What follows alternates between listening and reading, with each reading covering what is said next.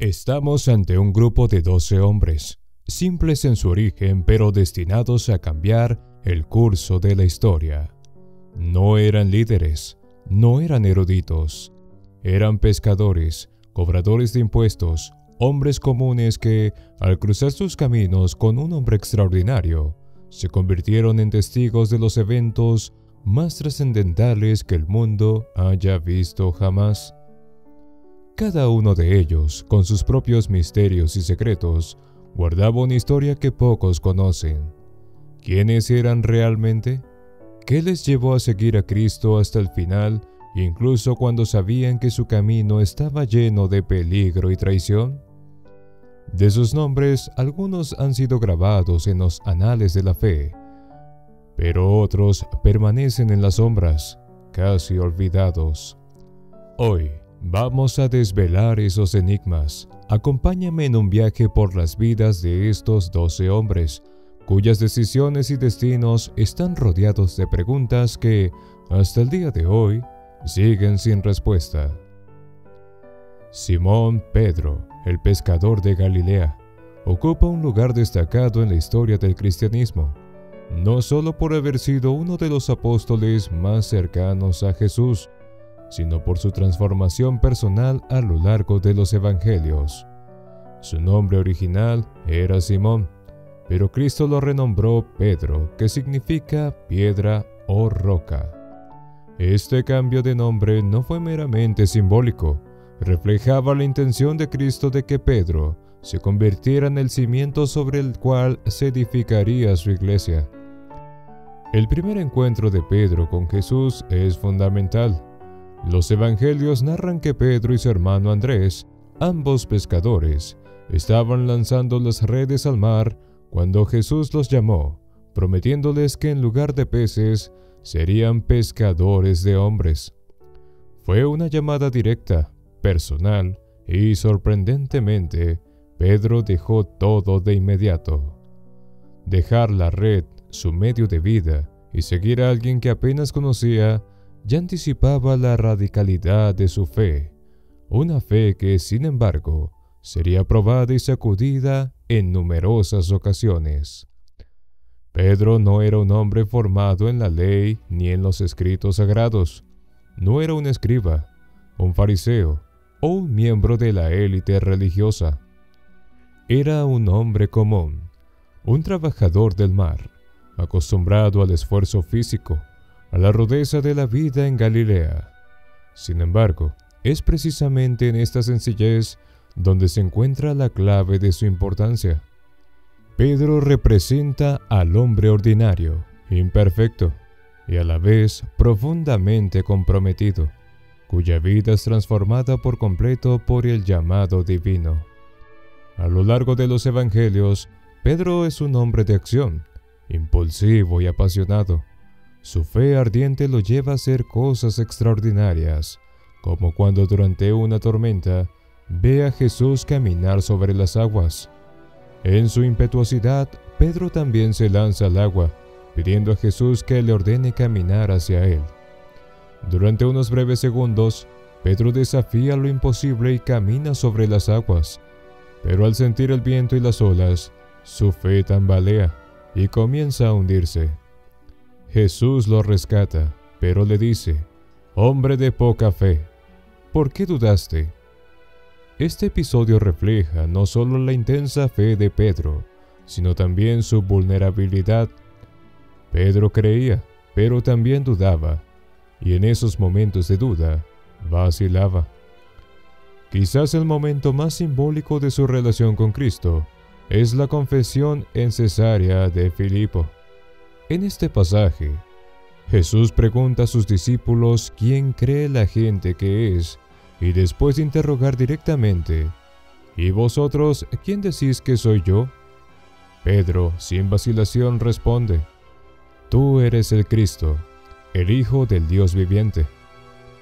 Esta declaración, hecha en un momento crucial, cimienta su rol de líder entre los apóstoles. Jesús le dice: «Tú eres Pedro, y sobre esta roca edificaré mi iglesia, y las puertas del Hades no prevalecerán contra ella». Esta proclamación es una de las piedras angulares del cristianismo y ha sido interpretada como la base sobre la que se construyó la autoridad papal en la tradición católica. A pesar de su coraje y de su estatus dentro del círculo íntimo de Jesús, Pedro también experimentó momentos de fragilidad, como todos los humanos. El episodio más conmovedor en este sentido es su negación de Cristo. Durante la última cena, Jesús advierte a sus discípulos que todos ellos lo abandonarán esa noche. Pedro, lleno de confianza, asegura que nunca lo traicionará, pero Jesús le profetiza: antes de que el gallo cante, me negarás 3 veces. Esa misma noche, cuando Jesús es arrestado, Pedro, temeroso por su vida, niega conocer a Jesús 3 veces, tal como se había predicho. Cuando escucha el canto del gallo, Pedro recuerda las palabras de su maestro y sale afuera, llorando amargamente. Este acto de negación es uno de los momentos más oscuros en la vida de Pedro, pero también es crucial para entender su humanidad. Pedro, el hombre que caminó sobre el agua, que declaró que Jesús era el Hijo de Dios, que prometió seguirle hasta la muerte, falló en su momento más importante. Pero su historia no termina en el fracaso. Este es el preludio de su redención, que se produce después de la resurrección de Cristo. Jesús, tras resucitar, se le aparece a los discípulos en varias ocasiones, y en una de ellas, junto al lago de Tiberíades, tiene un diálogo íntimo con Pedro. Jesús le pregunta 3 veces: «Pedro, ¿me amas?». Cada vez, Pedro responde afirmativamente y Jesús le encomienda: «Apacienta mis ovejas». Es una reinstauración, una renovación de su misión. Donde antes había negación, ahora hay compromiso renovado. Otro momento clave en la vida de Pedro se da en el día de Pentecostés.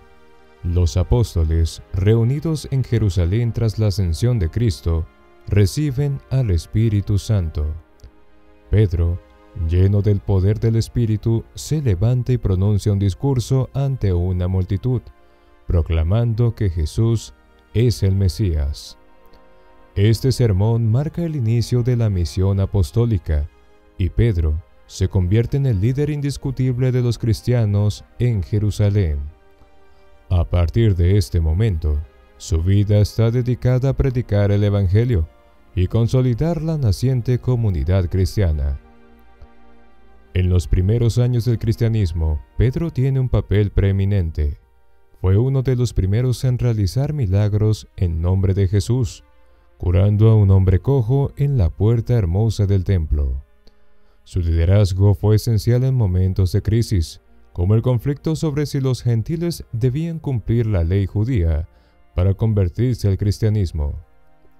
En este sentido, el Concilio de Jerusalén, en el que Pedro intervino decisivamente, sentó las bases para una iglesia universal, abierta tanto a judíos como a gentiles. Simón Pedro, el pescador convertido en líder espiritual, no es una figura lejana o idealizada. A través de su vida, vemos a un hombre de fe, pero también de dudas, de grandes gestos, pero también de caídas estrepitosas. Sin embargo, lo que destaca en su historia es su capacidad de levantarse, de seguir adelante a pesar de sus fracasos y de mantenerse firme en su fe, incluso hasta el martirio. La tradición sostiene que Pedro murió crucificado en Roma durante la persecución de los cristianos bajo el emperador Nerón. Según el relato, pidió ser crucificado cabeza abajo porque no se consideraba digno de morir de la misma manera que su maestro. La historia de Pedro, por tanto, es la historia de la transformación personal, de la fe probada y purificada a través del fuego de la duda y el miedo. Es la historia del hombre que, a pesar de sus limitaciones, fue elegido para ser el pilar sobre el que se construiría la iglesia cristiana.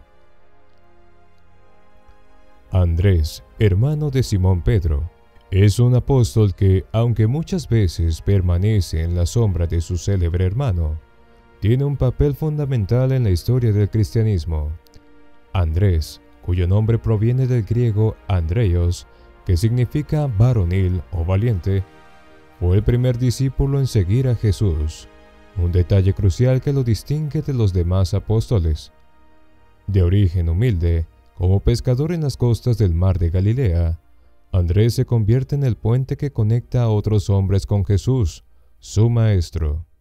Es el apóstol que lleva a las personas a Cristo, un rol que desempeña de manera discreta, pero poderosa. Antes de encontrarse con Jesús, Andrés era discípulo de Juan el Bautista. Este vínculo revela mucho sobre su carácter. Un hombre con una profunda sed espiritual, inquieto, buscando la verdad. No estaba satisfecho con las tradiciones religiosas que dominaban su tiempo. Cuando Juan el Bautista señaló a Jesús como el Cordero de Dios en el río Jordán, Andrés no dudó ni un segundo en seguirlo. Este gesto es emblemático. Andrés no necesitaba grandes pruebas o señales. Su corazón estaba preparado para reconocer la verdad en Jesús desde el primer momento. No hubo resistencia, solo una disposición abierta a seguir el llamado. Este primer paso lo convierte en el primer seguidor oficial de Jesús, lo que otorga a Andrés una posición clave en la historia de la fe. Es precisamente Andrés quien, tras su encuentro inicial con Cristo, corre a contarle a su hermano Simón Pedro que ha encontrado al Mesías. En este acto de compartir la noticia, de comunicar la grandeza de lo que ha visto y sentido, Andrés se convierte en el primer evangelizador, en el primer portador de las buenas nuevas. Su espíritu evangelizador es palpable desde el principio, y esta disposición a compartir lo que ha descubierto será una constante en su vida. Sin Andrés, Pedro quizás nunca habría conocido a Jesús. Sin Andrés, la historia del cristianismo habría tomado un curso diferente. El papel de Andrés como conector entre Jesús y otros discípulos también se ve reflejado en otros episodios clave.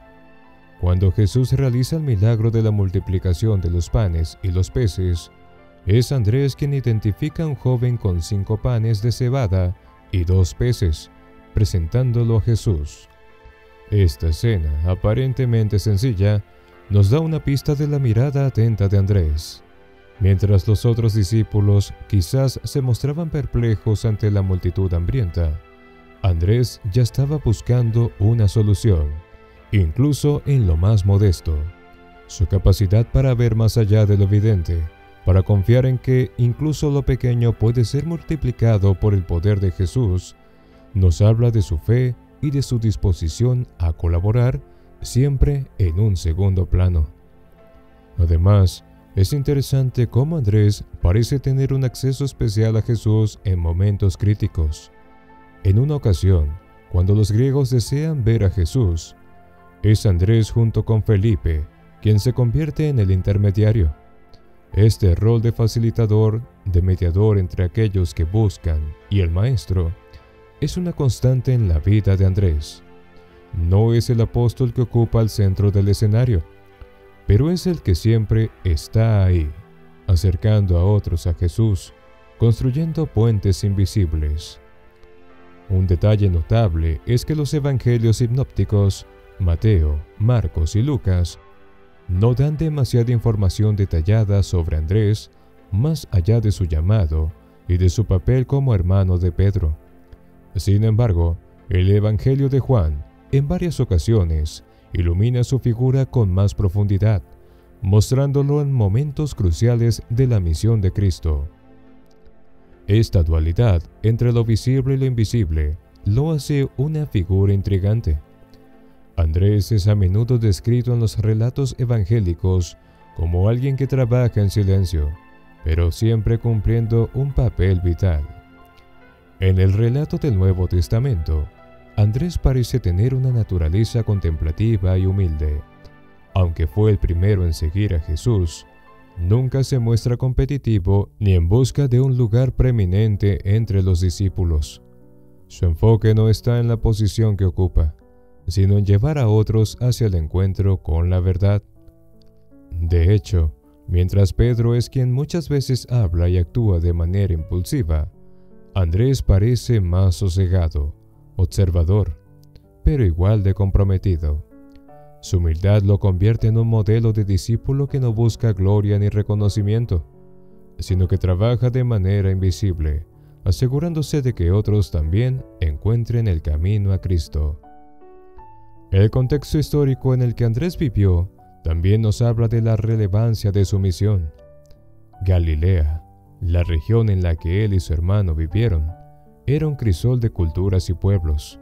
Judíos y gentiles convivían en estas tierras, y la influencia helenística era palpable. Andrés, cuyo nombre griego sugiere una posible influencia cultural en su familia, quizás estaba más preparado que otros para interactuar con personas de diferentes orígenes. Esta apertura de miras se refleja en su encuentro con los griegos que querían ver a Jesús.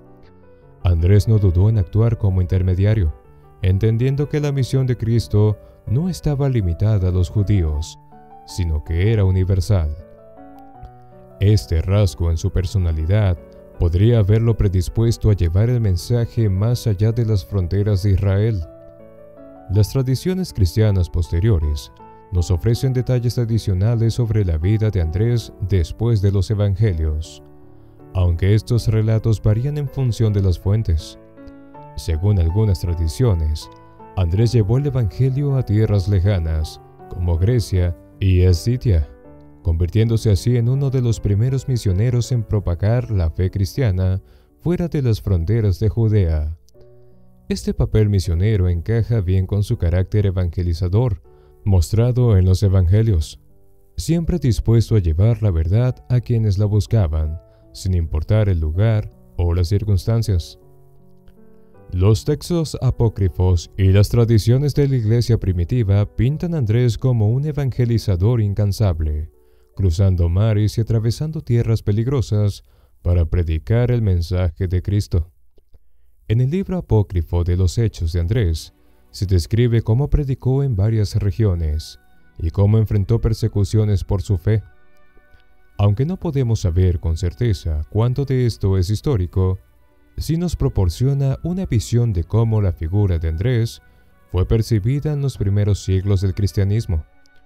Un hombre que, silencioso pero decidido, llevó el mensaje de Cristo a los confines del mundo conocido.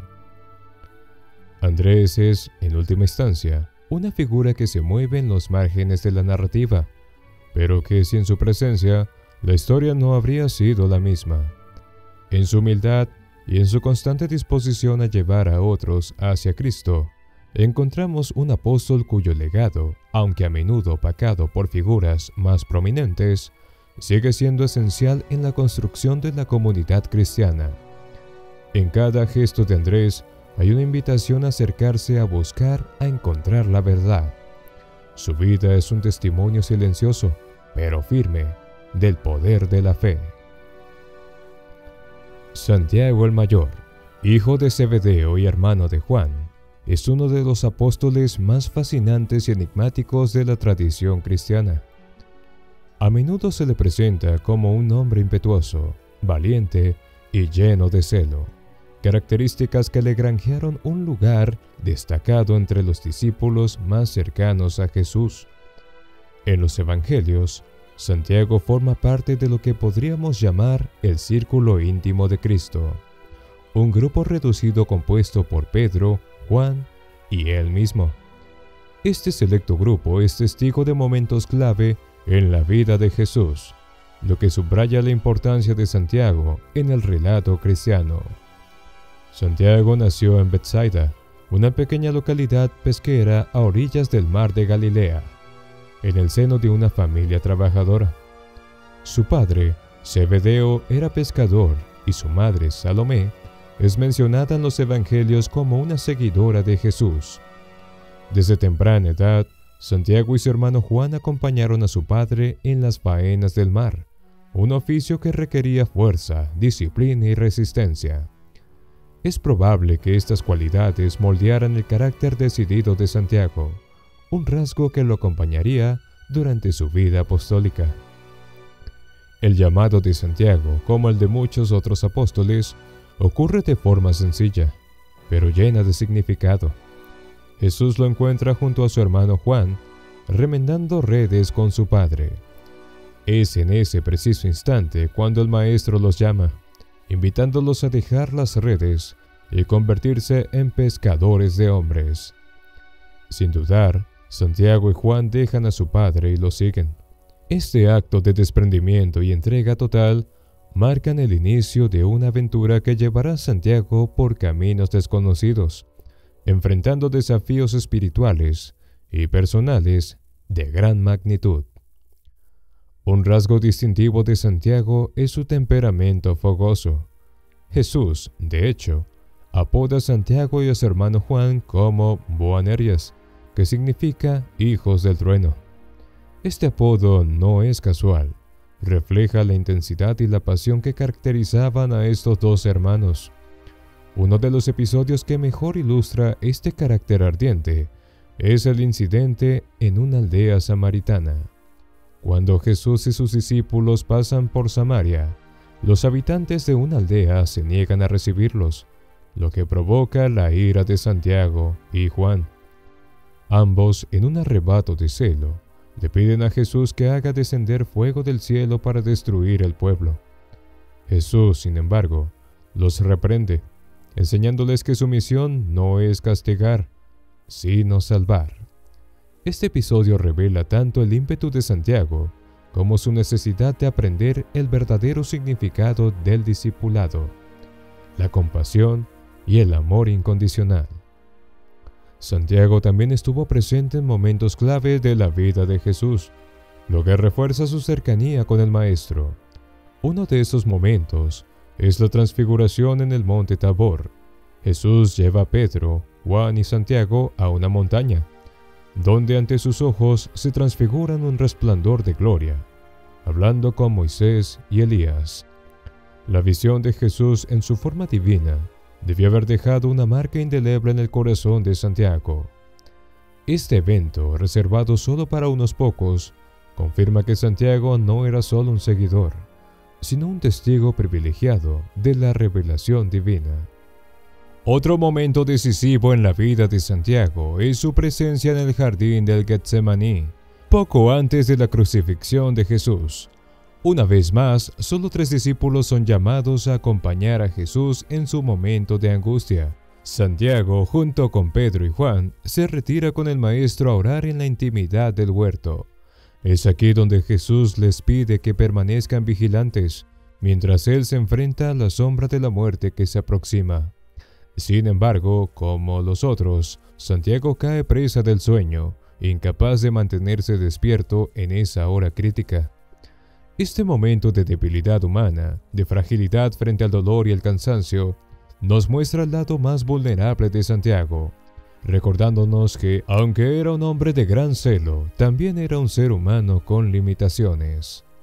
En el contexto de los evangelios, Santiago aparece como un hombre de ambiciones espirituales profundas.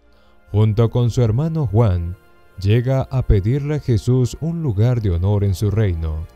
En un episodio narrado en los evangelios de Marcos y Mateo, la madre de Santiago y Juan se acerca a Jesús con una petición audaz: que sus hijos se sienten uno a su derecha y otro a su izquierda en su reino.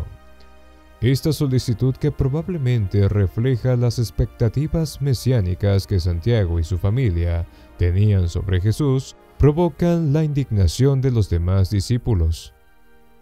Jesús, sin embargo, aprovecha la oportunidad para enseñarles una lección fundamental sobre el servicio. Les explica que en su reino, el verdadero liderazgo no se basa en el poder o el prestigio, sino en el servicio a los demás. Este episodio, aunque revela la ambición de Santiago, también muestra su disposición a aprender y ser transformado por las enseñanzas de Cristo. En la tradición cristiana, Santiago es recordado como el primer apóstol en sufrir el martirio.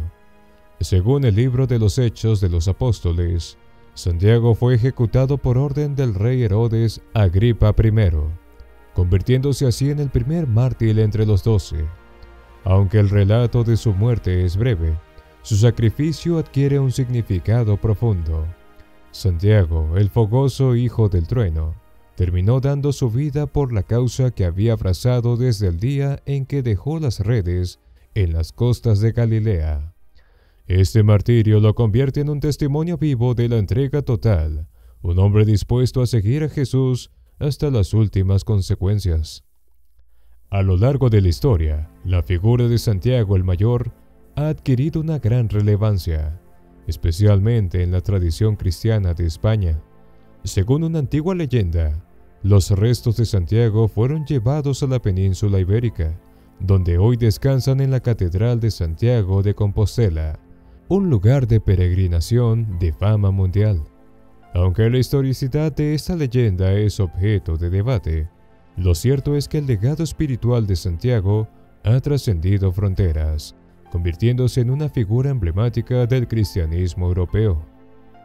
Santiago el Mayor, con su celo ardiente, su valentía y su disposición a aprender de Jesús, es un apóstol que encarna tanto el fervor de la fe como la fragilidad humana. Desde las costas de Galilea hasta los rincones más oscuros del jardín del Getsemani, su vida está marcada por momentos de intensa cercanía con Cristo, así como por desafíos personales que lo llevaron a crecer y madurar en su discipulado. Su temperamento, su pasión y su entrega total lo convierten en una figura fascinante y compleja, una roca firme en la historia de los apóstoles. Juan, el hermano de Santiago el Mayor, es uno de los apóstoles más enigmáticos y profundamente espirituales de todo el Nuevo Testamento. Su nombre resuena con un aire de misterio, no solo porque es uno de los 12, sino porque también se le atribuyen algunos de los textos más influyentes del cristianismo primitivo: el Evangelio de Juan, las Epístolas de Juan y el Apocalipsis. Esta amplia producción escrita ha dejado una huella profunda en la teología cristiana, pero más allá de los textos que se le adjudican, su vida y su relación con Jesús están llenas de matices que le otorgan una posición única entre los apóstoles. Juan, hijo de Zebedeo y Salomé, creció en una familia de pescadores de Betsaida, al igual que su hermano Santiago. Desde joven estuvo familiarizado con las duras tareas del oficio del mar, y esta formación probablemente forjó en él una resistencia física y una disciplina mental que más tarde serían fundamentales en su vida como discípulo de Jesús. Sin embargo, mientras Santiago era conocido por su temperamento fuerte y fogoso, Juan parece haber sido de una naturaleza más contemplativa, aunque compartía el mismo ardor por el reino de Dios. Una de las características más destacadas de Juan es su relación íntima con Jesús. En varias ocasiones, el Evangelio de Juan lo describe como el discípulo amado, lo que ha llevado a muchos estudiosos a interpretar que Juan tenía una relación especial con el Maestro. Esta cercanía no solo es visible en los momentos de tranquilidad, sino también en los momentos más tensos y críticos del misterio de Jesús. Uno de estos momentos se desarrolla durante la última cena, cuando Juan está reclinado cerca de Jesús, lo que permite que Pedro, siempre impetuoso, le pida que le pregunte a Jesús quién sería el traidor.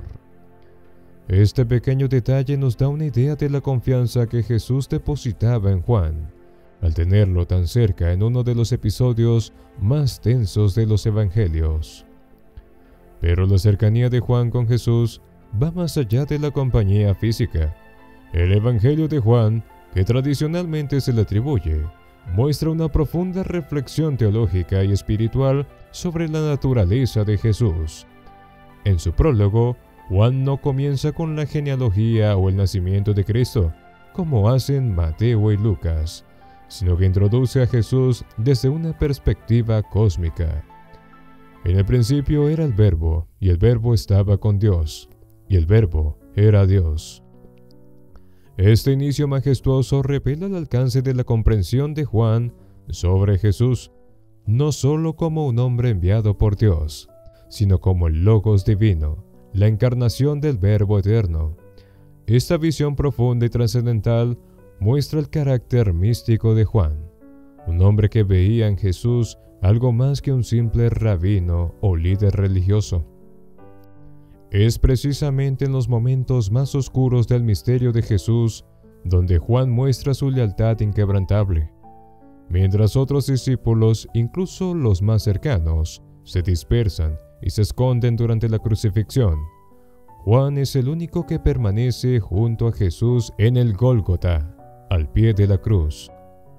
Es en este momento cuando Jesús le encomienda un encargo personal, de los más conmovedores de los evangelios. Mujer, ahí tienes a tu hijo. Y a Juan le dice, ahí tienes a tu madre. Con estas palabras, Jesús no solo confía a Juan el cuidado de su propia madre, María, sino que también deja claro el nivel de confianza y amor que existía entre ambos. Es un momento íntimo, cargado de simbolismo, que une a Juan con la familia de Jesús en un sentido espiritual y emocional profundo. Otra faceta importante de Juan es su rol como testigo de los misterios divinos. Fue uno de los 3 apóstoles presentes en la transfiguración de Jesús, junto con Pedro y su hermano Santiago. Este episodio, en el que Jesús se revela con toda su gloria divina ante los ojos asombrados de los discípulos, debió de marcar profundamente la visión espiritual de Juan. Ver a Jesús transformándose en luz pura, acompañado por Moisés y Elías, habría solidificado en él la creencia en la divinidad del Maestro y su rol en el cumplimiento de las profecías. También fue testigo de la resurrección de la hija de Jairo, otra de las escenas que subrayan la especial cercanía de Juan con los milagros más trascendentes de Cristo. En estos eventos, Juan no solo es un observador pasivo, sino alguien que experimenta de primera mano los momentos más elevados y reveladores de la misión de Jesús. Estos eventos extraordinarios, de carácter sobrenatural, moldearon la espiritualidad de Juan, una espiritualidad que más tarde se reflejaría en su visión del reino de Dios. La transformación de Juan, de un joven pescador galileo, en uno de los escritores más profundos y místicos del cristianismo, también es evidente en el tono y la temática de los textos atribuidos a él. Si bien en los evangelios sinópticos, Juan es presentado como un seguidor ferviente, casi en segundo plano detrás de Pedro, en el Evangelio de Juan y las epístolas surge como una figura de reflexión profunda sobre el amor y la naturaleza de Dios. En sus epístolas, el concepto de amor es central. Juan no habla solo de la fe o del cumplimiento de la ley, sino que pone el amor como el mandamiento fundamental. Dios es amor, y el que permanece en amor permanece en Dios y Dios en él. Esta concepción del amor como la esencia misma de la divinidad revela a un Juan que ha profundizado en la experiencia de la vida con Jesús y ha llegado a una comprensión teológica que trasciende lo humano y penetra en lo divino. Y no podemos olvidar el Apocalipsis, el libro profético atribuido a Juan, que cierra el canon del Nuevo Testamento. Este texto, lleno de visiones y símbolos enigmáticos, es un reflejo de la mente visionaria de Juan. Escrito durante su exilio en la isla de Patmos, el Apocalipsis nos muestra a un Juan que, en medio de la persecución y el aislamiento, recibe revelaciones sobre el fin de los tiempos y el triunfo final de Cristo. A través de imágenes poderosas como el Cordero, la Nueva Jerusalén y el juicio final, Juan ofrece una esperanza audaz a los primeros cristianos que sufrían bajo la opresión del Imperio Romano. A lo largo de su vida, Juan pasa de ser el joven discípulo que seguía a su hermano Santiago y a Jesús, a convertirse en una figura de profunda relevancia espiritual, tanto por su cercanía con Cristo como por su legado escrito. Mientras Santiago se distinguió por su ímpetu y su martirio temprano, Juan destaca por su longevidad, por su capacidad para contemplar los misterios divinos y sobre todo, por su habilidad para plasmar en las palabras la esencia misma de la fe cristiana, el amor que viene de Dios y que todo lo transforma.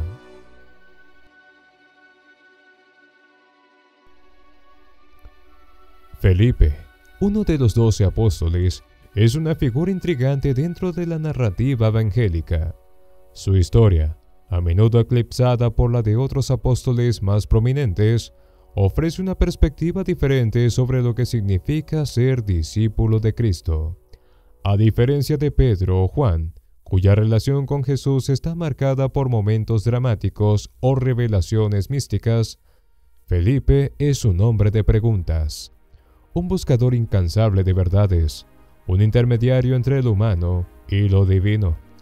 Su naturaleza curiosa y reflexiva lo convierte en un apóstol clave, especialmente en su rol de mediador entre Cristo y los hombres que anhelan comprender el mensaje del Evangelio.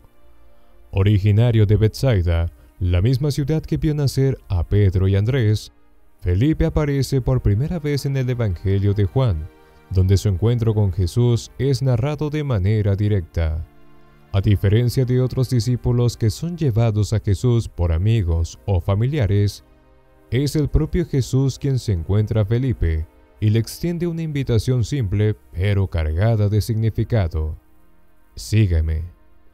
Aquí, Felipe no titubea, no pregunta, simplemente sigue. Este acto de obediencia inmediata revela una disposición interna hacia la fe, una apertura a la verdad que será característica de Felipe a lo largo de su ministerio. Uno de los aspectos más fascinantes de Felipe es su rol como conector entre Jesús y otros futuros discípulos. Poco después de su llamado, Felipe busca a Natanael, a quien los evangelios también llaman Bartolomé, para llevarlo hacia Cristo. Cuando encuentra a Natanael, Felipe le dice con entusiasmo: «Hemos hallado a aquel de quien escribió Moisés en la ley y los profetas, Jesús, el hijo de José de Nazaret». Ante la respuesta escéptica de Natanael, ¿de Nazaret puede salir algo bueno? Felipe no intenta debatir ni convencer con palabras. En lugar de eso, responde con una invitación sencilla y directa: «Ven y ve». Es una respuesta cargada de humildad y confianza. No busca imponer su fe sobre Natanael, sino que le ofrece la oportunidad de experimentar por sí mismo la verdad de Jesús. Este enfoque de Felipe nos da una idea de su carácter, un hombre que entiende que el encuentro con Cristo es una experiencia personal y que cada uno debe descubrir la verdad por su cuenta. La relación de Felipe con Jesús se caracteriza por una búsqueda constante de entendimiento, y en varios pasajes evangélicos lo vemos haciendo preguntas que otros tal vez no se atreverían a formular. En el Evangelio de Juan, antes de la multiplicación de los panes, Jesús pone a prueba a Felipe preguntándole dónde comprar pan para alimentar a la multitud. Felipe, de manera pragmática, responde que 200 denarios no serían suficientes para alimentar a tanta gente. Este momento revela una faceta más racional de Felipe, un hombre que, aunque lleno de fe, también busca soluciones concretas a los problemas que enfrenta. Es un apóstol que intenta conciliar lo milagroso con lo cotidiano, lo espiritual con lo material. Otro de los episodios clave que ilustra la naturaleza inquisitiva de Felipe ocurre durante la última cena. Jesús, en su discurso a los discípulos, les dice que ya conocen el camino hacia donde Él va, refiriéndose a su retorno al Padre. Felipe, mostrando una mezcla de sinceridad y confusión, interviene con una petición: «Señor, muéstranos al Padre y nos basta». Esta solicitud, aunque puede parecer ingenua a primera vista, refleja el deseo profundo de Felipe de ver y entender la plenitud de Dios. es la expresión de una búsqueda espiritual auténtica, un anhelo por captar lo inefable, por experimentar directamente la divinidad. La respuesta de Jesús a Felipe es una de las más reveladoras de los evangelios. ¿Tanto tiempo he estado con vosotros y no me has conocido, Felipe? El que me ha visto a mí, ha visto al Padre. Con estas palabras, Jesús señala que su vida, su obra y su presencia son una manifestación directa del Padre. Felipe, con su pregunta, se convierte en portavoz de aquellos que, aunque creen, siguen buscando señales y certezas. Jesús lo corrige, pero lo hace con ternura, entendiendo que su deseo de ver al Padre es legítimo, aunque ya ha sido satisfecho en su encuentro con Cristo. La historia de Felipe también lo coloca en el papel de intermediario entre Jesús y los gentiles. En otro pasaje del Evangelio de Juan, se relata que algunos griegos, presentes en Jerusalén para la fiesta de la Pascua, se acercan a Felipe con una solicitud. Señor, queremos ver a Jesús. Este momento es significativo, ya que los griegos, siendo gentiles, no habrían tenido un acceso directo a Jesús, quien estaba mayormente enfocado en su ministerio entre los judíos. Pero Felipe, una vez más, actúa como el enlace, el facilitador que lleva a aquellos que buscan a Jesús hacia él. Lo interesante de este episodio es que Felipe no actúa de manera inmediata, sino que consulta primero a Andrés, su compañero de Betsaida, y juntos llevan la solicitud a Jesús. Esta acción refleja una cautela por parte de Felipe, quien siempre parece estar buscando el mejor camino para acercar a los demás a su maestro. Más allá de los evangelios, las tradiciones cristianas han tejido un rico tapiz en torno a la figura de Felipe. Se le atribuye un papel destacado en la expansión del cristianismo hacia regiones alejadas de Jerusalén, particularmente en Grecia y Asia Menor. Aunque los detalles de estas misiones varían según las fuentes, la figura de Felipe como evangelizador ha perdurado a lo largo de los siglos. Se le asocia con varias conversiones milagrosas y muchos relatos apócrifos. Se le presenta como un defensor ferviente del mensaje de Cristo, incluso en medio de la persecución. Uno de los textos más interesantes relacionados con Felipe es el apócrifo Hechos de Felipe, que describe sus viajes y enseñanzas en tierras extranjeras. Aunque no forman parte del canon bíblico, estos relatos reflejan la devoción de las primeras comunidades cristianas hacia este apóstol, presentándolo como un hombre de gran valor y compromiso. Según estas tradiciones, Felipe enfrentó desafíos y oposiciones de manera decidida, pero siempre con un espíritu de paciencia y humildad. A lo largo de su vida, Felipe destaca como un apóstol que busca constantemente profundizar en la verdad de Cristo, no solo para sí mismo, sino para aquellos que le rodean. Es un puente entre el Maestro y los hombres, un hombre que, aunque pragmático en sus preguntas y en su forma de entender el mundo, no deja de ser profundamente espiritual. Bartolomé, también conocido como Natanael en el Evangelio de Juan, es uno de los apóstoles más enigmáticos y a la vez fascinantes del círculo íntimo de Cristo.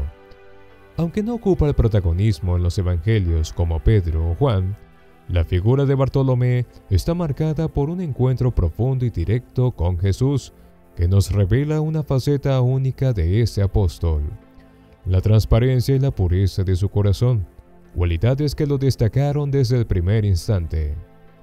El nombre de Bartolomé, que proviene del arameo Bartolmai, significa hijo de Tolmai. Este nombre es más un apellido patronímico que un nombre propio, y quizás por eso se le asocia con el nombre Natanael, que podría haber sido su nombre de pila. Mientras en los evangelios sinópticos, Mateo, Marcos y Lucas, se le menciona siempre como Bartolomé, en el evangelio de Juan se le identifica claramente como Natanael. Este cruce de nombres ha generado especulaciones, pero lo que parece evidente es que ambos se refieren al mismo individuo, un hombre cuya vida cambiaría radicalmente tras un breve pero intenso encuentro con Jesús.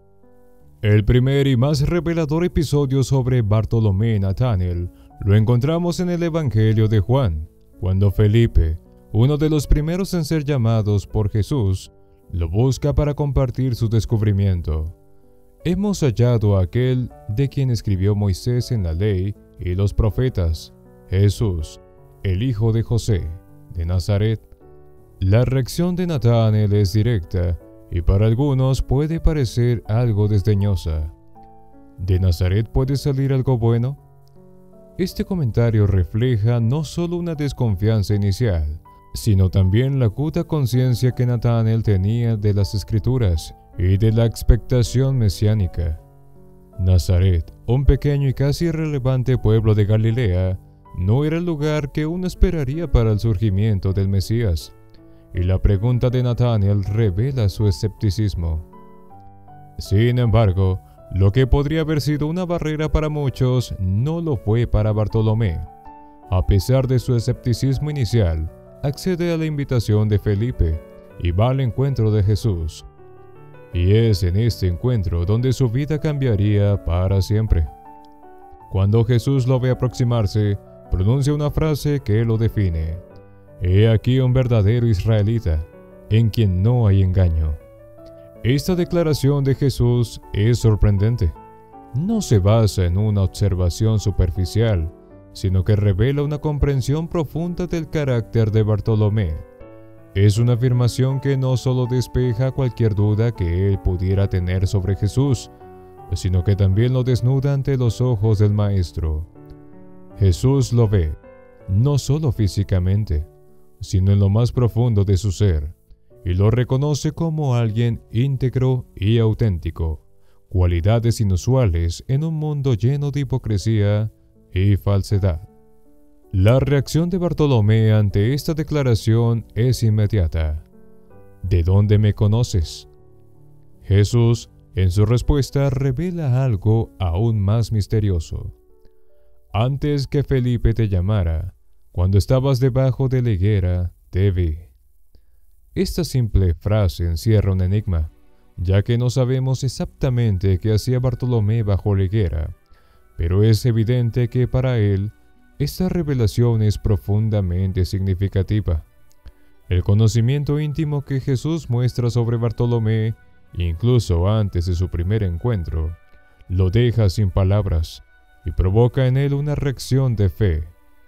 Rabí, tú eres el Hijo de Dios, tú eres el Rey de Israel. En cuestión de segundos, Bartolomé pasa del escepticismo a una confesión de fe que pocos apóstoles hicieron con tanta claridad al principio de su camino. Este episodio nos muestra que Bartolomé no era un hombre de medias tintas. Su escepticismo inicial no fue un obstáculo para su fe, más bien, una vez convencido, su entrega fue total. Su corazón limpio y su mente inquisitiva se encontraron con la verdad de Jesús, y en ese encuentro, todas las dudas quedaron disueltas. Bartolomé era un hombre que no necesitaba grandes señales ni milagros para creer. Bastó una sola mirada, una sola palabra, para que supiera que estaba ante el Hijo de Dios. Después de este encuentro inicial, la figura de Bartolomé se desvanece un poco en los evangelios. No se le menciona como protagonista de los grandes eventos o milagros, pero sabemos que estuvo presente en los momentos más importantes del misterio de Jesús. Estuvo allí, caminando junto a los otros discípulos, escuchando, aprendiendo y asimilando las enseñanzas del Maestro. No era alguien que buscara el protagonismo ni la gloria personal. Su humildad y su carácter discreto lo mantuvieron en segundo plano, pero su fidelidad nunca estuvo en duda. Una de las características más destacadas de Bartolomé, según las tradiciones cristianas, es su labor misionera después de la resurrección de Jesús. Aunque los evangelios no dan detalles de su actividad posterior, las tradiciones de la iglesia primitiva afirman que Bartolomé llevó el evangelio a tierras lejanas, más allá de las fronteras de Israel. Se dice que predicó en la India, Persia y Armenia, donde se enfrentó a grandes desafíos y persecuciones por su fe. Estas tradiciones, aunque varían en los detalles, nos presentan a un hombre incansable, dedicado por completo a la misión de difundir el mensaje de Cristo en territorios hostiles y desconocidos. En algunas versiones apócrifas, como los Hechos de Bartolomé, se narra que este apóstol realizó milagros sorprendentes, como la conversión de reyes y la curación de enfermos.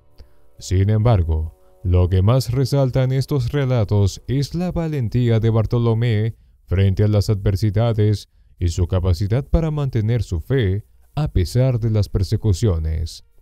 En una época en la que predicar el evangelio fuera de las fronteras de Israel significaba enfrentarse a culturas que no entendían ni aceptaban el mensaje de Cristo, Bartolomé nunca se acobardó.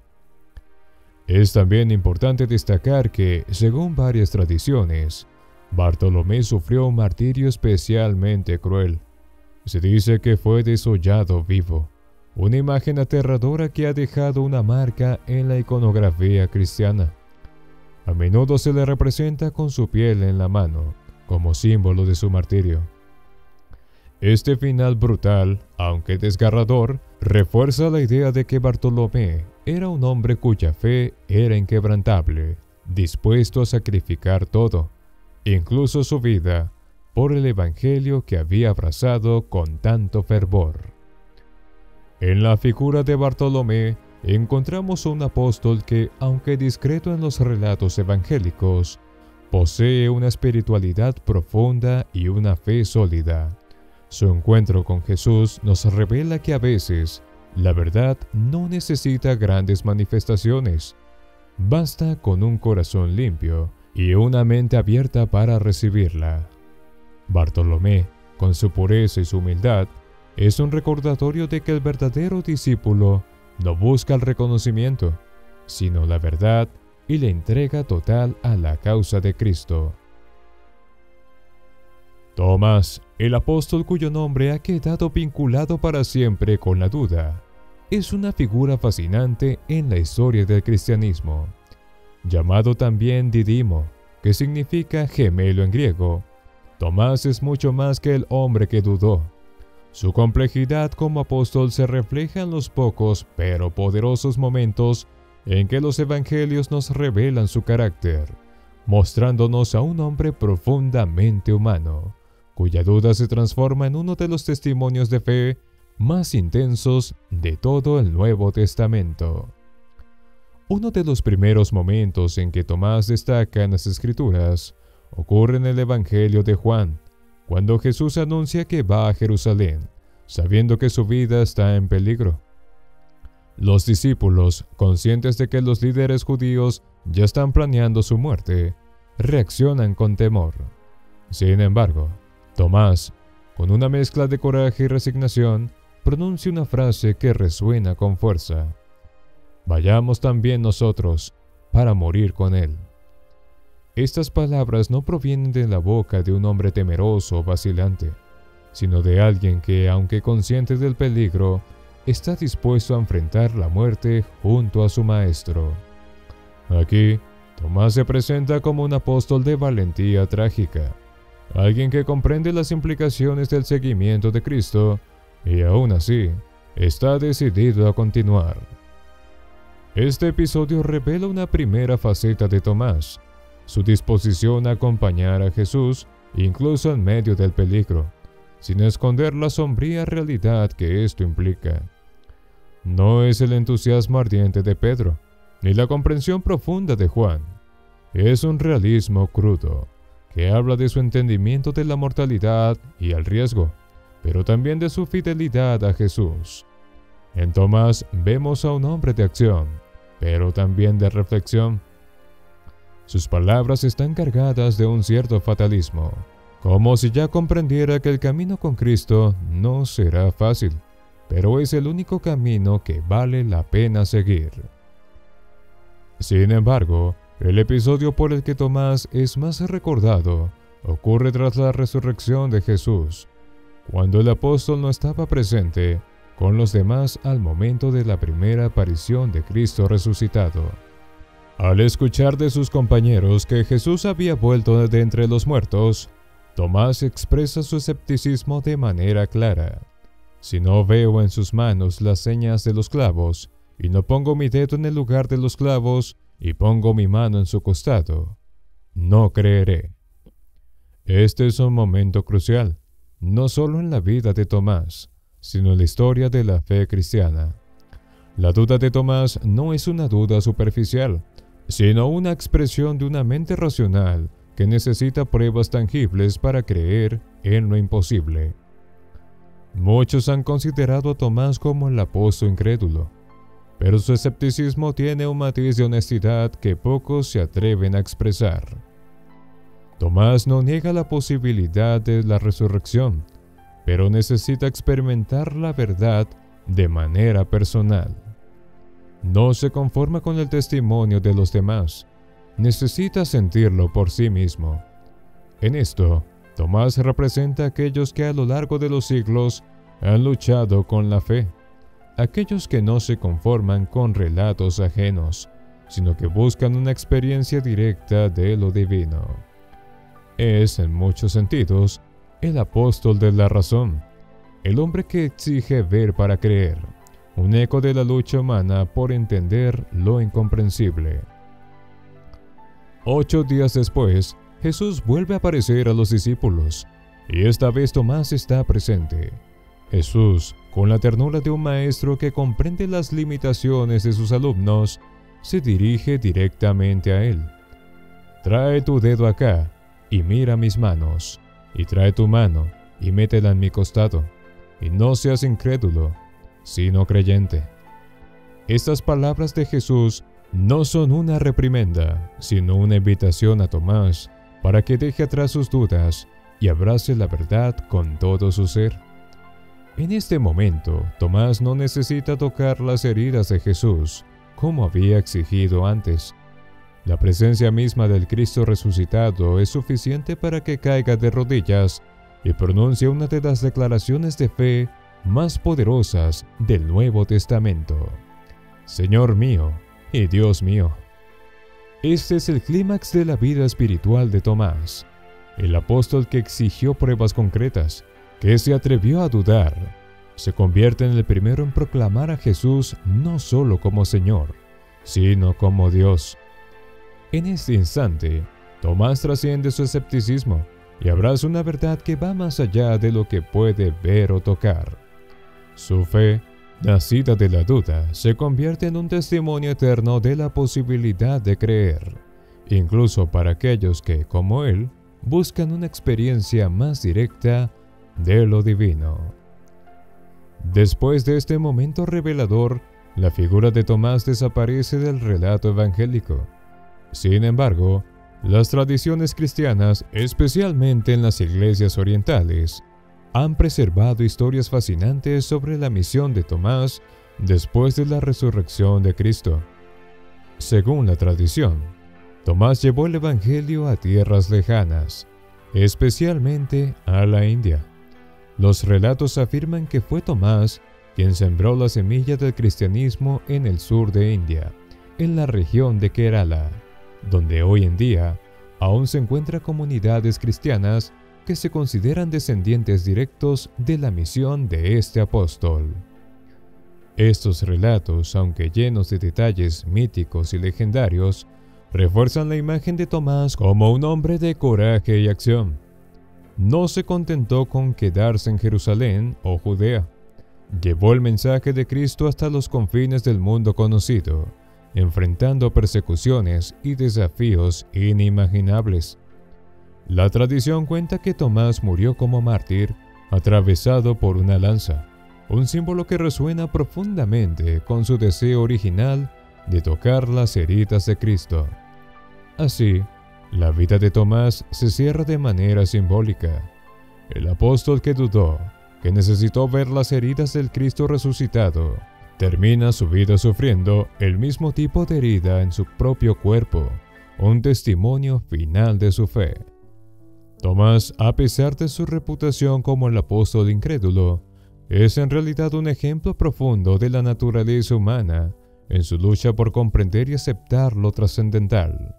Su duda no lo alejó de Jesús, sino que lo acercó aún más, hasta el punto de ser el apóstol que proclama con mayor claridad la divinidad de Cristo.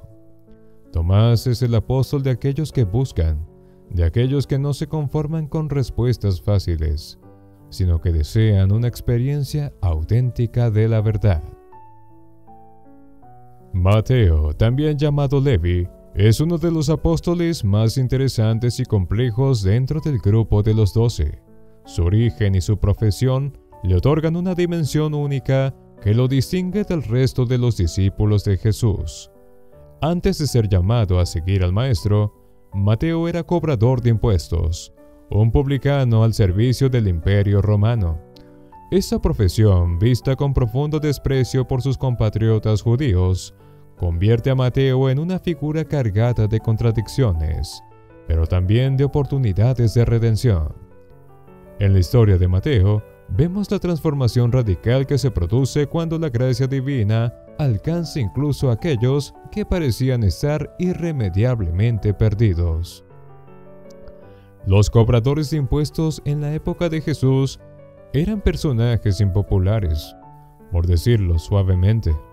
Eran vistos como traidores, hombres que se alineaban con el opresor romano para extraer de su propio pueblo los tributos que iban a parar a las arcas imperiales. Los judíos despreciaban a estos publicanos, no solo por su relación con Roma, sino porque muchos de ellos eran corruptos y se enriquecían al cobrar más de lo que era debido. En este contexto, Mateo no era simplemente un pecador, era una figura despreciada, rechazada por la mayoría de sus compatriotas. A los ojos de los fariseos y líderes religiosos, alguien como Mateo estaba moralmente impuro, más allá de toda esperanza de redención. Pero es precisamente en esta situación límite donde la gracia de Cristo actúa de manera más poderosa. El encuentro entre Jesús y Mateo es breve en los evangelios, pero está cargado de significado. Según el Evangelio de Mateo, mientras Jesús caminaba por la ciudad, vio a Mateo sentado en su oficina de recaudación de impuestos y simplemente le dijo: «Sígueme». No hubo grandes discursos ni milagros, solo una invitación directa, sencilla, pero llena de poder transformador. Y lo que es aún más sorprendente es la reacción de Mateo. De inmediato se levantó y siguió a Jesús. Este gesto de dejar atrás su profesión, su vida acomodada y quizás sus propios pecados, revela una disposición interna en Mateo que probablemente ni él mismo había reconocido hasta ese momento. El abandono de su puesto como recaudador de impuestos no era una decisión menor. Mateo estaba dejando no solo una fuente de ingresos considerable, sino también una posición de relativa seguridad bajo el dominio romano. A diferencia de los pescadores como Pedro y Andrés, que podían volver a sus redes si las cosas no salían bien, Mateo no tenía esa opción. Su decisión de seguir a Jesús era definitiva, irreversible. Esta decisión nos muestra algo crucial sobre el carácter de Mateo. A pesar de haber estado envuelto en un sistema corrupto, su corazón estaba abierto al cambio. Había en él un deseo de redención, de algo más grande que su propia vida. Poco después de su llamado, Mateo organiza un banquete en su casa para Jesús y sus discípulos. Lo interesante de este episodio es que, además de Jesús y sus seguidores, también se mencionan a otros publicanos y pecadores entre los invitados. Mateo no oculta su pasado, ni se avergüenza de su círculo social. Al contrario, abre su hogar a aquellos que, como él, estaban marginados por la sociedad religiosa. Este banquete se convierte en una especie de microcosmos del mensaje de Jesús. No ha venido a llamar a los justos, sino a los pecadores. En ese momento, la casa de Mateo se transforma en un lugar de encuentro para los rechazados, donde la misericordia y el amor de Cristo se extienden a quienes más lo necesitan. Sin embargo, este acto no pasa desapercibido para los fariseos, quienes rápidamente critican a Jesús por asociarse con pecadores y publicanos. La respuesta de Jesús es clara. No son los sanos los que necesitan médico, sino los enfermos. Este episodio resalta la misión inclusiva de Jesús, pero también subraya el papel especial de Mateo. Como apóstol, Mateo es un recordatorio vivo de que la gracia de Dios no tiene límites, de que nadie está tan lejos que no pueda ser alcanzado por el amor divino. Otra faceta importante de Mateo es su probable autoría del Evangelio que lleva su nombre. Aunque los estudiosos aún debaten si Mateo fue el autor directo del texto o si se basó en tradiciones orales y escritas anteriores, la tradición cristiana ha mantenido firmemente la conexión entre el apóstol y este Evangelio. Y no es casualidad que Mateo sea considerado el autor del primer Evangelio del Nuevo Testamento, el Evangelio más judío de todos. Su Evangelio se dirige claramente a una audiencia judía, y en él se destaca cómo Jesús cumple las profecías del Antiguo Testamento, presentándolo como el Mesías esperado. Este enfoque es interesante si pensamos en el trasfondo de Mateo como publicano. Siendo alguien que había trabajado para los romanos, un hombre visto como traidor por su propio pueblo, Mateo debe haber sido especialmente consciente de la necesidad de reconciliación. Su evangelio es, en cierto sentido, una invitación a sus hermanos judíos para que vean en Jesús no solo a un maestro o a un profeta, sino el cumplimiento de la ley y los profetas, al Salvador que ha venido a restaurar la relación entre Dios y su pueblo. Desde su experiencia como marginado, Mateo ofrece una perspectiva única sobre la misión de Jesús, una misión que abarca a todos, incluso a aquellos que la sociedad ha rechazado. Además de su habilidad como narrador y evangelista, Mateo también tenía una mente analítica y organizada. Esto se refleja en su evangelio, que está estructurado de manera ordenada, con 5 grandes discursos de Jesús que recuerdan los 5 libros del Pentateuco. Esta estructura no es accidental, sino una forma deliberada de presentar a Jesús como el nuevo Moisés, el que trae una nueva ley y una nueva alianza. Esta meticulosa organización nos da pistas sobre la personalidad de Mateo. Era un hombre que apreciaba el orden y la claridad, cualidades que probablemente desarrolló durante sus años como recaudador de impuestos. Pero en lugar de utilizar estas habilidades para el beneficio del Imperio Romano, Mateo ahora las pone al servicio del reino de Dios. Las tradiciones posteriores sobre la vida de Mateo, aunque menos conocidas, lo sitúan predicando en diversas regiones, como Etiopía y Persia, llevando el evangelio a tierras lejanas. Se dice que su mensaje se extendió entre los gentiles, una tarea que debe haber sido desafiante para alguien que provenía de un entorno profundamente judío. Sin embargo, su disposición a seguir el llamado de Jesús hasta los confines de la tierra es un testimonio de su compromiso total con la misión apostólica. A través de Mateo, el publicano convertido en apóstol, vemos la transformación que solo Cristo puede provocar en un alma humana. De ser un hombre excluido que trabajaba al servicio de un imperio opresor, Mateo se convierte en un pilar de la comunidad cristiana, dejando una huella imborrable a través de su evangelio y su vida de servicio.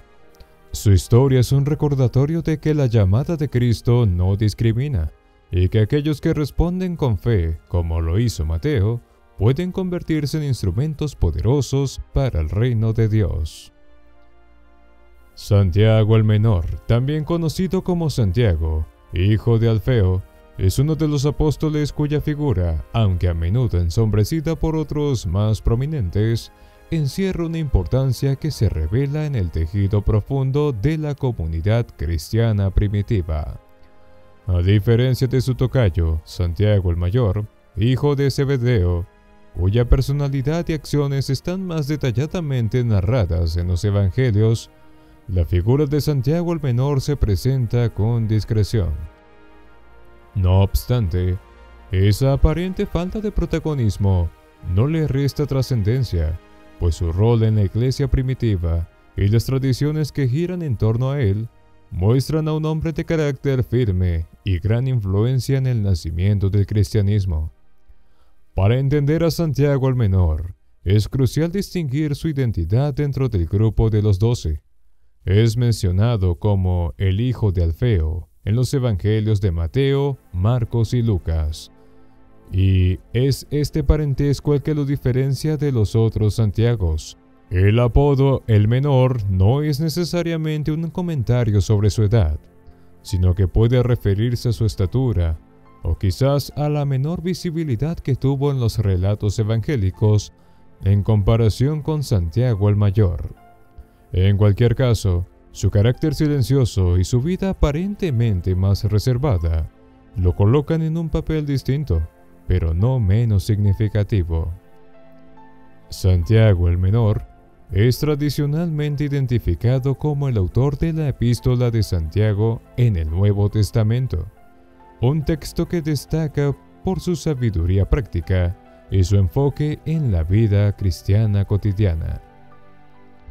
La epístola es una exhortación a la acción, un llamado a la fe viva que no se queda en palabras, sino que se manifiesta en obras concretas. Santiago escribe con una claridad y una fuerza que reflejan una profunda comprensión de la vida comunitaria cristiana. Él insiste en que la fe sin obras está muerta, y con este mensaje subraya que el seguimiento de Cristo no es simplemente una cuestión de creencias, sino de comportamientos que reflejan esa fe.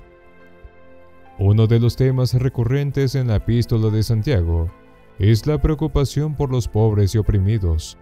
Santiago, hijo de Alfeo, se convierte en una voz poderosa a favor de la justicia social dentro de la naciente comunidad cristiana. Este apóstol, que ha permanecido en la sombra, se alza como un defensor de los humildes, de aquellos que están al margen de la sociedad, pero que a los ojos de Dios ocupan el centro del corazón divino. En este sentido, Santiago no es solo un líder espiritual, sino también un guía moral, cuyo enfoque en la caridad y la justicia sigue resonando hoy. Su epístola también muestra a un hombre profundamente preocupado por la unidad de la comunidad cristiana. Santiago habla de la importancia de controlar la lengua, advirtiendo sobre los peligros del chisme, las palabras hirientes y las divisiones que pueden surgir dentro de la iglesia. Su mensaje es, en muchos aspectos, una guía de cómo vivir en comunidad, cómo mantener la paz y la unidad en medio de las inevitables diferencias humanas. A través de sus palabras, se percibe un hombre que entendía el tejido frágil pero vital de la comunidad cristiana, y se sabía que para prosperar debía estar basada en la integridad, la humildad y el amor mutuo. Pero si bien la epístola nos da una idea del pensamiento y la espiritualidad de Santiago el Menor, también es importante considerar su papel en la iglesia primitiva. En los Hechos de los Apóstoles, se le menciona como uno de los pilares de la comunidad cristiana en Jerusalén. Tras la resurrección y ascensión de Cristo, Santiago se convierte en una figura clave, especialmente en el Concilio de Jerusalén, donde la naciente iglesia enfrenta su primera gran crisis interna. El concilio, narrado por Hechos 15, se reunió para resolver el conflicto sobre si los gentiles convertidos al cristianismo debían seguir las leyes judías, como la circuncisión. Mientras que Pedro y Pablo juegan roles cruciales en este debate, es Santiago quien emite la sentencia final, proponiendo un compromiso que permitió a la Iglesia expandirse más allá de las fronteras del judaísmo, sin imponer la totalidad de las leyes mosaicas a los gentiles. Este episodio revela una faceta clave del liderazgo de Santiago el Menor, su capacidad para equilibrar las tensiones internas y encontrar soluciones que mantuvieran la unidad sin comprometer los principios fundamentales de la fe. Santiago se presenta aquí no como un líder impositivo, sino como alguien que busca la concordia y el consenso. Este rol de mediador, de pacificador, refleja la sabiduría y la sensibilidad que lo caracterizaban, y nos muestra a un hombre profundamente comprometido con la misión de la Iglesia de ser una comunidad inclusiva, abierta tanto a los judíos como a gentiles, sin perder su identidad esencial.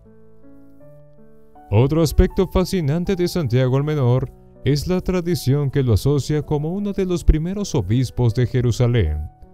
Aunque los relatos no son uniformes, muchas fuentes indican que tras la partida de Pedro y otros apóstoles hacia diversas misiones, Santiago asumió un papel preeminente en la iglesia de Jerusalén, convirtiéndose en su líder espiritual y administrativo.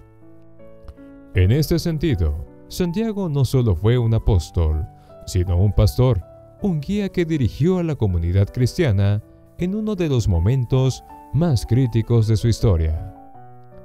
Jerusalén, como epicentro de la fe judía y cristiana, era un lugar de tensiones constantes, tanto religiosas como políticas. El liderazgo de Santiago fue fundamental para mantener a la comunidad cristiana unida y fiel a sus principios en medio de estas presiones. Las tradiciones antiguas también hablan del martirio de Santiago. Según el historiador judío Flavio Josefo, Santiago fue condenado a muerte por lapidación bajo las autoridades judías debido a su fe en Cristo. Otras versiones sugieren que fue arrojado desde el pináculo del templo y luego apedreado hasta la muerte. Sea cual sea la versión precisa, lo que queda claro es que Santiago el Menor, al igual que muchos de los primeros cristianos, enfrentó la muerte con una firmeza y una fe inquebrantables. Este último acto de su vida nos muestra a un hombre que, aunque discreto en los evangelios, fue una figura de fortaleza y liderazgo en los momentos más difíciles de la iglesia primitiva. La vida de Santiago el Menor, aunque menos documentada que la de otros apóstoles, está marcada por una profunda espiritualidad, una sabiduría práctica y un compromiso inquebrantable con la justicia y la unidad de la iglesia.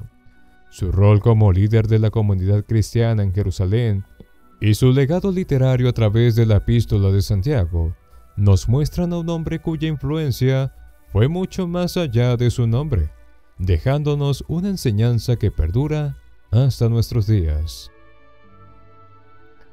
Judas Tadeo, conocido en ocasiones simplemente como Tadeo o Judas, el hermano de Santiago, es uno de los apóstoles más envueltos en misterio, y sin embargo, uno de los más venerados en diversas tradiciones cristianas. Su nombre, que a veces genera confusión con el Judas Iscariote, el traidor, está cargado de significados y contradicciones, pero la figura de Tadeo, por su carácter firme y leal, emerge como un modelo de fe y devoción. A pesar de que los evangelios no nos ofrecen muchos detalles sobre su vida o su carácter, lo poco que sabemos de él y las tradiciones que se han tejido en torno a su nombre, nos permiten entrever una personalidad fascinante, llena de profundidad espiritual y valentía. El nombre Judas en hebreo, Yehuda, significa alabanza o agradecimiento, y Tadeo proviene probablemente de una palabra aramea que se traduce como valiente o de pecho grande, refiriéndose a alguien de corazón noble. Esta dualidad en su nombre nos sugiere ya algo sobre su carácter, un hombre de profundo agradecimiento a Dios, pero también lleno de valor y determinación. Es esta combinación de atributos lo que le da a Judas Tadeo un lugar especial entre los apóstoles, aunque su rol en los evangelios sea relativamente discreto. Uno de los pocos momentos en que Judas Tadeo aparece de manera explícita en los evangelios ocurre en el Evangelio de Juan. Durante la última cena, en un momento íntimo y cargado de simbolismo, Jesús habla a los discípulos sobre su inminente partida y la revelación de sí mismo a aquellos que lo aman. Es aquí donde Judas Tadeo, con una pregunta sencilla, pero cargada de significado, interviene. Señor, ¿cómo es que te manifestarás a nosotros y no al mundo? Esta pregunta refleja una inquietud profunda, un deseo de entender el propósito último de Jesús y cómo su mensaje, tan revolucionario y poderoso, no sería visto por todos. La pregunta de Tadeo no es una duda en su fe, sino un intento genuino por comprender el misterio de la revelación divina. La respuesta de Jesús a esta pregunta es clave para entender la naturaleza del discipulado. Si alguno me ama, guardará mi palabra, y mi Padre le amará, y vendremos a él, y haremos morada con él. Es un momento de revelación sobre la naturaleza de la relación entre el hombre y Dios, una relación íntima y personal que no está destinada a ser comprendida por el mundo, sino por aquellos que realmente se entregan en amor a Cristo. La pregunta de Judas Tadeo muestra su sensibilidad, su deseo de ir más allá de lo evidente, de entender los matices del camino que Jesús les estaba trazando. Más allá de este episodio, el silencio de los evangelios sobre Judas Tadeo podría llevarnos a pensar que su papel fue menor en la narrativa cristiana, pero las tradiciones posteriores y las creencias sobre su misión nos cuentan otra historia. En los siglos que siguieron a la resurrección de Cristo, Judas Tadeo emergió como una figura de gran relevancia, especialmente en las iglesias orientales y en la devoción popular católica. Tradicionalmente, se cree que después de la muerte y resurrección de Jesús, Judas Tadeo, junto con Simón el Celote, emprendió misiones evangelizadoras en lugares tan lejanos como Mesopotamia y Persia. Estas tierras, ajenas a la cultura judía y al mensaje de Cristo, representaban un desafío enorme para cualquier misionero. Pero Judas Tadeo, con su valentía y fe inquebrantable, se lanzó a la tarea con toda la convicción de su apostolado. La tradición nos cuenta que en su misión, Judas Tadeo no solo predicó el Evangelio, sino que también obró milagros, lo que ayudó a consolidar la fe de los primeros cristianos en esas regiones.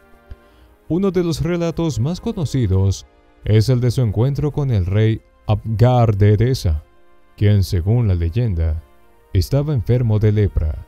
Al escuchar sobre los milagros de Jesús, Abgar envió una carta pidiendo ayuda. Tras la resurrección de Jesús, Judas Tadeo fue enviado a Edesa, donde curó al rey y convirtió a muchos al cristianismo. Aunque estos relatos se encuentran en el terreno de la leyenda, reflejan la poderosa devoción y admiración que se desarrolló en torno a su figura. Una de las características más notables de Judas Tadeo es su identificación como el santo de las causas difíciles o desesperadas. Esta devoción popular, que ha perdurado durante siglos, probablemente surgió precisamente por su nombre. La confusión con Judas Iscariote, el traidor, pudo haber llevado a que Judas Tadeo fuera menos invocado en las primeras épocas, lo que finalmente hizo que se le asociara con aquellas situaciones donde se recurría a la intercesión divina solo cuando no quedaba esperanza. En la devoción popular, Judas Tadeo pasó de ser un apóstol relativamente desconocido a convertirse en el intercesor de los que se sienten al borde del abismo, aquellos que buscan un milagro cuando todo parece perdido. En cuanto a su vida y obra, las tradiciones nos hablan también del martirio de Judas Tadeo. Se dice que, como muchos otros apóstoles, fue asesinado por su fe, probablemente en Persia, donde fue martirizado con una porra o un hacha, símbolos que a menudo se asocian con él en la iconografía cristiana. Este trágico fin no hace sino reforzar la imagen de Judas Tadeo como un apóstol valiente, dispuesto a llevar el mensaje de Cristo hasta las últimas consecuencias, incluso a tierras y pueblos donde ser cristiano implicaba la muerte. Judas Tadeo, a pesar de ser una figura relativamente silente en los relatos bíblicos, se alza en la tradición cristiana como un hombre de gran fe y determinación. Su nombre, que a menudo es confundido con el del traidor, se ha convertido en sinónimo de esperanza, especialmente para aquellos que enfrentan las situaciones más difíciles de la vida. Es el apóstol que, a pesar de no estar en el centro de las narrativas evangélicas, dejó una marca indeleble en la memoria de la Iglesia, no por grandes discursos o milagros narrados en las Escrituras, sino por su profunda devoción y su compromiso inquebrantable con la misión que le fue encomendada. Judas Tadeo encarna el valor de la lealtad en tiempos de duda y peligro, y su legado como intercesor de las causas imposibles sigue siendo una fuente de consuelo y fortaleza para millones de fieles alrededor del mundo. A través de su ejemplo, comprendemos que, a veces, los silenciosos y los discretos llevan en su interior la fuerza de una fe capaz de transformar el mundo. Simón el Celote, uno de los 12 apóstoles de Jesús, es una figura envuelta en un halo de misterio y acción que lo distingue de muchos de sus compañeros. Su sobrenombre, el Celote, es una pista sobre su trasfondo y su temperamento, sugiriendo que, antes de conocer a Jesús, había sido parte de un movimiento político radical que luchaba contra el dominio romano en Judea. Este aspecto de su vida, aunque no detallado en los evangelios, ofrece una ventana a la compleja realidad en la que vivieron los primeros seguidores de Cristo, y cómo, a través de la llamada del Maestro, sus vidas tomaron un giro radical. El título de Celote que acompaña su nombre se refiere a un movimiento judío conocido por su ferviente oposición al dominio romano. Los celotes eran revolucionarios, un grupo de resistencia que creía en la restauración de Israel mediante la violencia, si era necesario. Defensores acérrimos de la ley mosaica y la independencia de su tierra, los celotes luchaban por una pureza nacional y religiosa que se oponía con fiereza a la ocupación extranjera. Este contexto es crucial para entender a Simón.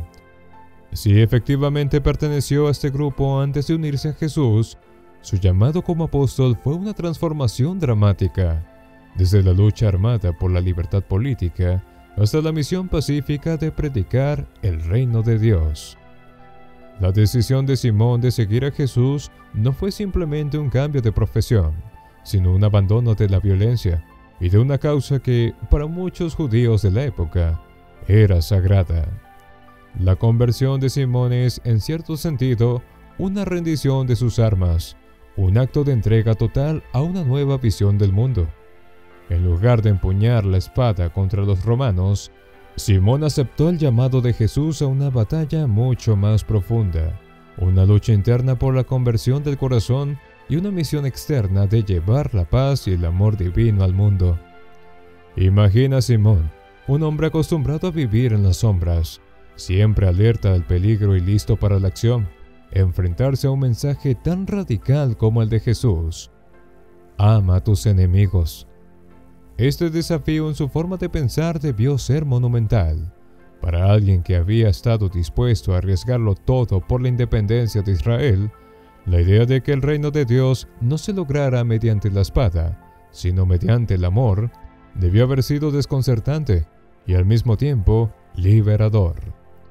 La entrada de Simón en el círculo de los apóstoles representa la fuerza transformadora de Jesús, capaz de atraer a hombres de diferentes trasfondos y darles una nueva misión, un nuevo sentido para sus vidas.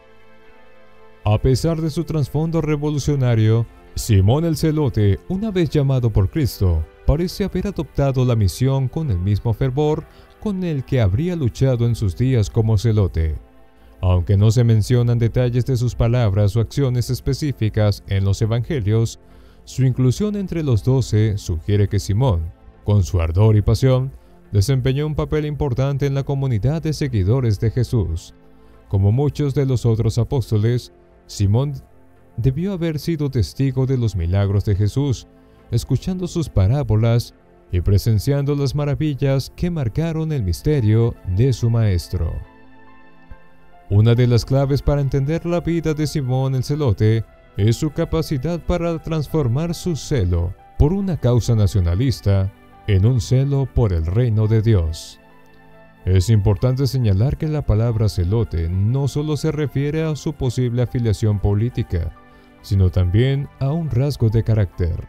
Un celote es alguien con un fervor extremo, alguien que abraza su causa con una pasión incansable.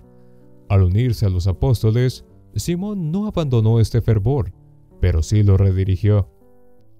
Ahora, en lugar de luchar por la independencia política de Israel, luchaba por llevar la buena nueva de Cristo a todos los rincones, un reino no de este mundo, sino uno que transformaba el corazón humano. La elección de Jesús al incluir a alguien como Simón entre los 12 es también un reflejo del carácter inclusivo y radical de su mensaje. En el grupo de apóstoles había hombres de diversas procedencias, pescadores, un recaudador de impuestos, Mateo, que en teoría representaba lo opuesto a las ideas de Simón, e incluso otros que, como Pedro, mostraban un carácter más pragmático y menos fervoroso.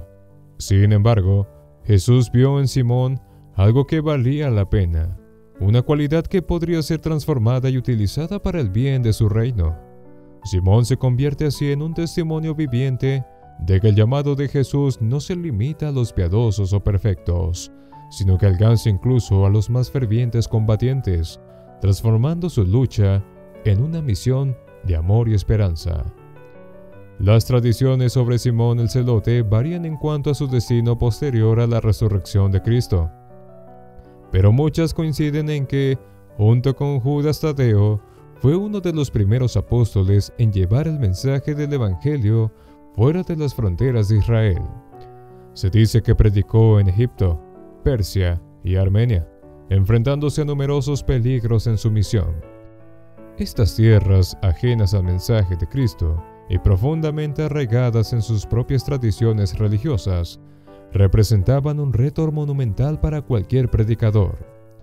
Sin embargo, Simón, con su celo inquebrantable, parece haber abrazado esta misión con la misma pasión que lo caracterizó desde su juventud. Una de las leyendas más persistentes sobre Simón el Celote es que fue martirizado por su fe. Algunos relatos indican que murió en Persia, donde fue aserrado por la mitad, mientras que otras versiones lo sitúan en Beirut, Líbano, junto a Judas Tadeo, donde ambos habrían sido martirizados. La imagen de un hombre que, tras haber sido un guerrero político, entregó su vida por una causa mucho más grande, refleja la transformación total que Jesús habría obrado en él. Simón no solo abandonó la violencia física, sino que se convirtió en un mártir, un testigo de la paz y del amor del Evangelio. Simón el Celote, con su trasfondo apasionado y su disposición a arriesgarlo todo por una causa que inicialmente fue política, se transforma en una de las figuras más intrigantes entre los apóstoles.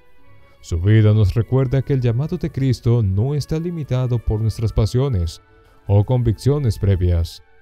Más bien, puede redirigir incluso las energías más intensas hacia una misión de transformación profunda, no a través de la violencia, sino del amor. Judas Iscariote es, sin lugar a dudas, una de las figuras más controvertidas y enigmáticas de toda la historia del cristianismo. Su nombre está irremediablemente ligado a la traición, al acto que cambió el curso de los acontecimientos y desencadenó la pasión y muerte de Jesús. Sin embargo, Judas no es solo el traidor, sino también un hombre con una historia. Un apóstol que caminó junto a Jesús, vio sus milagros, escuchó sus enseñanzas y al final tomó una decisión que lo inmortalizaría en la oscuridad de la historia sagrada. El nombre Iscariote se ha interpretado de diversas maneras. Algunos piensan que hace referencia a su lugar de origen, Keriot, una aldea en Judea, lo que lo haría el único apóstol procedente de esa región. Esta distinción lo separaría de los demás, quienes eran en su mayoría galileos. Otros sugieren que Iscariote podría derivar del término sicarí, un grupo de celotes radicales que usaban dagas ocultas para asesinar a los romanos y cobradores judíos. Este trasfondo rebelde podría ofrecernos una visión más matizada de Judas, como un hombre inmerso en el fervor político y las tensiones de su tiempo. Lo que es claro es que Judas Iscariote, a diferencia de muchos otros apóstoles, cuyo llamado por Jesús es narrado con detalles, aparece de repente en los evangelios, ya como parte del círculo íntimo de los 12. Este hombre, a quien la historia recordará por su traición, fue elegido por el mismo Jesús para seguirle. Es importante detenerse en este detalle. Jesús vio algo en Judas que lo llevó a incluirlo en su misión. A lo largo de los evangelios, Judas está presente en momentos claves del ministerio de Jesús, escuchando sus palabras sobre el reino de Dios, siendo testigo de los milagros que asombraron a tantos, y sin embargo, algo en él parecía resistirse a la plenitud de la fe. Una de las menciones más reveladoras sobre Judas en los evangelios se da en el contexto de la última cena. Allí, mientras Jesús comparte el pan y el vino con sus discípulos, su tono se vuelve sombrío. Uno de vosotros me va a traicionar. La reacción de los apóstoles es de desconcierto.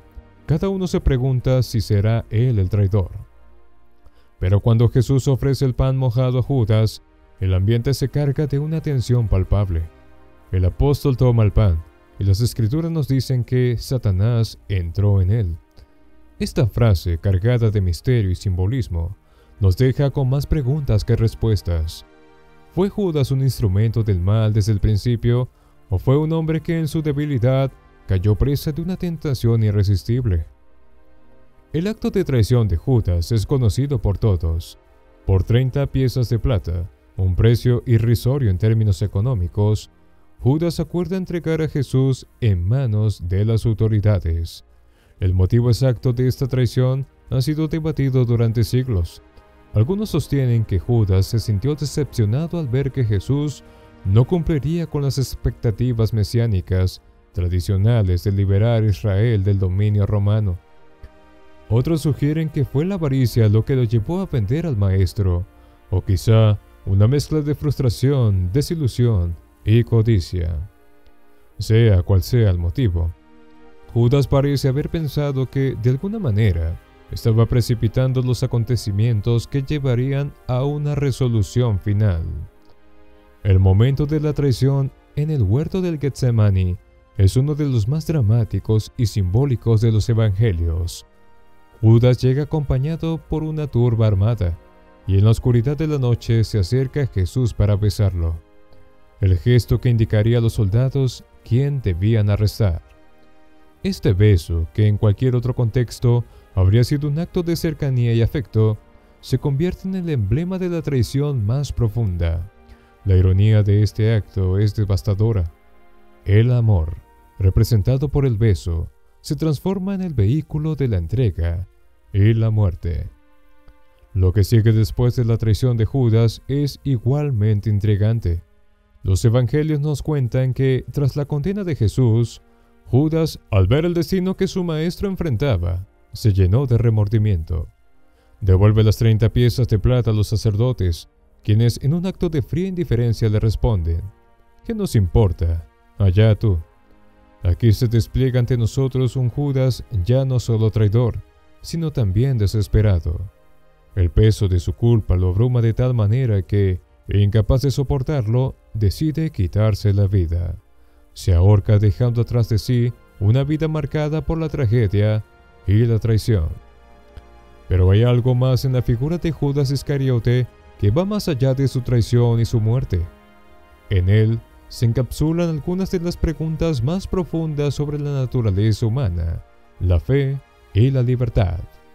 Judas estuvo cerca de Jesús durante 3 años, caminó con él, escuchó su mensaje, presenció milagros y, sin embargo, en algún punto, algo en su interior se quebró. ¿Cómo pudo alguien tan cercano al Hijo de Dios caer en una traición tan profunda?